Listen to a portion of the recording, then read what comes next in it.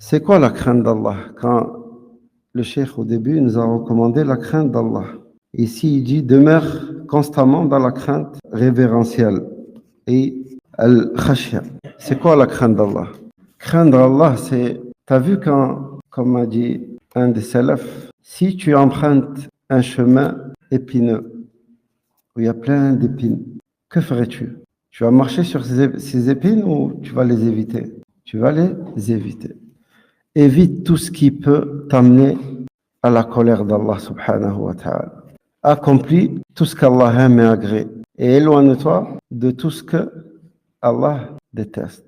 Toutes les choses dont Allah azza wa jal t'a ordonné de t'éloigner d'elles, tu t'en écartes. Comme tu t'écarterais du lion. D'accord? Le cheikh dit, le fait de s'orner extérieurement et intérieurement de la crainte d'Allah, subhanahu wa ta'ala, en préservant les rites de l'islam, en appliquant la sunna et en la propageant parmi les gens par la mise en pratique et le prêche. En guidant vers Allah par ton savoir, ta façon d'être, tes actions, tout en t'embellissant de la virilité, de la gentillesse et de la conduite pieuse. Tout cela n'est possible qu'avec la crainte d'Allah. C'est pourquoi l'imam Ahmed rahimahullah a dit la base du savoir est la crainte révérentielle d'Allah subhanahu wa ta'ala. Et comme vous le savez, les savants ils disent la science c'est la crainte d'Allah. Nama al-ilm al-khashya. Wallah azza wa jal madha qal innama yakhsha Allah min ibadihi al-ulama. العلم الذي لا يورث صاحبه خشية فهذا لا ينفعه. La science qui va pas t'apporter la crainte d'Allah, c'est pas une science qui te sera utile. La science que tu vas apprendre et que tu ne vas pas mettre en pratique, ce n'est pas une science utile. Puis le cheikh il dit demeure constamment dans la crainte d'Allah en privé et en public, car les meilleurs de la création sont ceux qui craignent Allah subhanahu wa ta'ala seul. Et seuls les savants craignent réellement Allah. C'est pourquoi les savants sont les meilleurs de la création. Du reste, il ne t'est pas inconnu que les savants n'est pas considéré comme un savant tant qu'il ne met pas son savoir en pratique. Et le savant ne peut mettre son savoir en pratique que s'il demeure constamment dans la crainte d'Allah subhanahu wa ta'ala.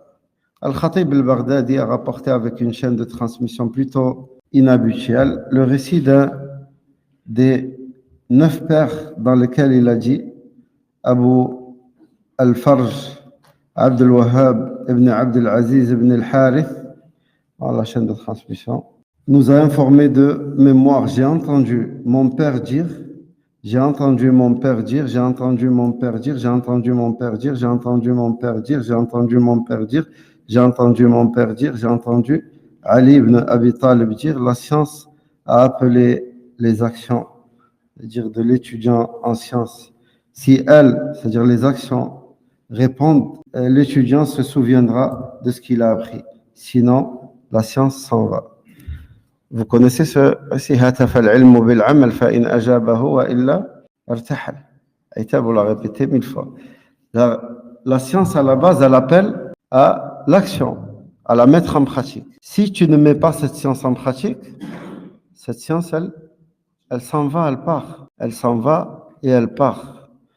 Quand tu lis un hadith, par exemple, qui te montre comment le prophète sallallahu alayhi wa sallam a prié, tu le lis une fois, tu l'as appris par cœur. Mais tu n'as jamais prié comme le prophète sallallahu alayhi wa sallam a prié.